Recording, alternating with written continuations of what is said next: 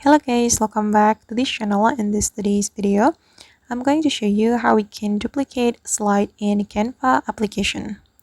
Okay, let's get into it. Here I have opened my Canva application, and the first thing I'm going to do is opening my project. This is the project I have just created in my Canva. I'm just going to open it. Then for instance, I'm just going to duplicate one of the slide in this project. I'm going to duplicate the slide.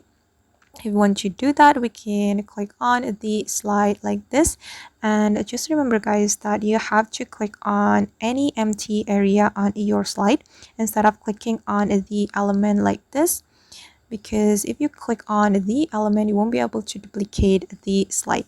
Okay, just click on any empty area and then you can click on these three dots.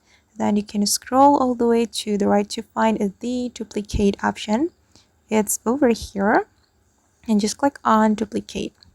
Okay, and now as you can see guys that the slide has been duplicated, and that's how we can duplicate slide in Canva. I hope this tutorial will be useful for you.